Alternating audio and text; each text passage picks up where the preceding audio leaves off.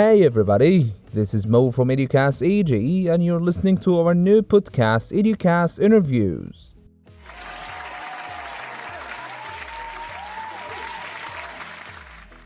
In this podcast, I'm joined by ELT professionals in interviews where they suggest answers to questions and practical solutions to issues in language teaching and learning.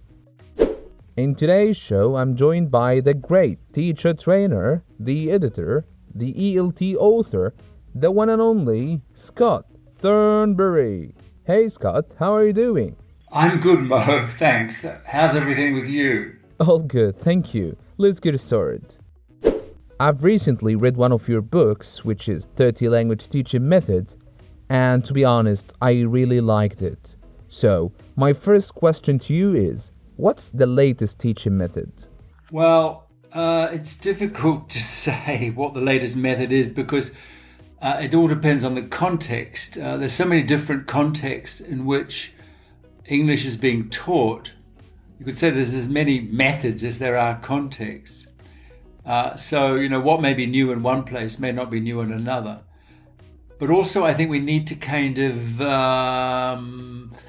disabuse ourselves of the notion that there's always going to be some new kid on the block in terms of methods. That what was called the method concept was very much a sort of mid-20th century idea that you could tackle any problem with a specific solution in the form of a technology.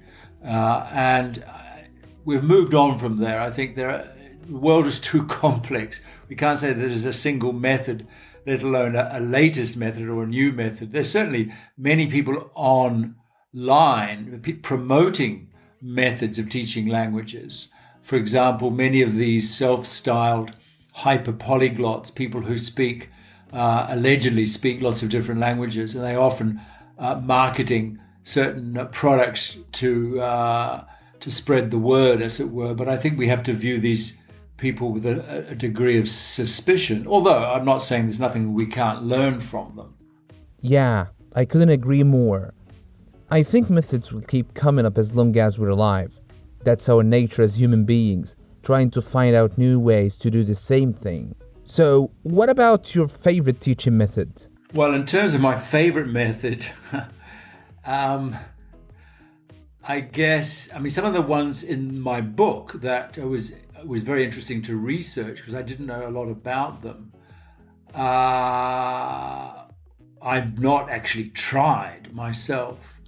Although I have to say, counseling language teaching or counseling language learning, or sometimes called community language learning, not to be confused with communicative language teaching, has always attracted me, although it's only possible in certain contexts. You need small classes, and what the students have to do is to kind of generate a conversation which they record bit by bit on their phones or on a phone, so the composite recording can then be transcribed and analysed by the teacher in front of the class. And I've done that with students as a technique in classes when I used to teach teenagers here in Barcelona. And it generated some interesting texts. And these were totally student initiated. The topic they raise, they change the topic when they want. They can select the speaker who is next and so on. So it's totally and utterly student run. The only thing that the teacher is doing is supplying the language that they need when they need it, when they ask for it, if they don't quite know how to say something. And so the teacher will simply tell them. And then the teacher's other role is at the end, when the transcript is up and available to everybody, to go through it and draw attention to various points in the transcript. And I think there's a lot to be learned from this method in terms of how to, A, generate student output, as it were, and then B, to use that output as the focus of some form of instruction. That's interesting. One last question, Scott. What's the future of teaching methods? What's next? Well, I think the future of methods is less about the future of methods, it's more about the future of methodology. If we take methodology to mean what teachers do in their classrooms, rather than method, what they're expected to do by some external body, or course book or syllabus or whatever, but what teachers actually do in their classrooms. And I think there seems to me the direction of research is in classroom interaction and how to improve the quality of classroom interaction so that it provides or maximizes the learning opportunities in the classroom.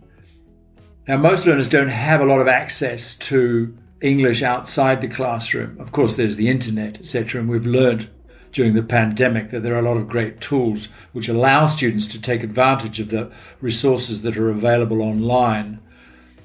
But essentially, for many students, it's the classroom where the language learning is really going to happen. And that's where the teacher is so important, to set up situations where learners can maximally produce language, interact with each other, and get help and feedback from the teacher at the same time. That's why I like that technique I just described to you. So I think the future of methodology is not a specific technology, and it's not a specific method, and it's certainly not a specific course book. It's where teachers are sufficiently well trained and experienced and reactive enough to be able to deal with the language that comes up in the classroom, whether it was predicted or not, and turn this language, this raw material, if you like, into learning opportunities. Yeah, these are some wonderful tips. Thanks a lot, Scott, for your time. It was a real pleasure having you today. Thanks, Mo. My pleasure. And now, we've come to the end of our show for today. Thanks for listening, everyone, and see you in another episode.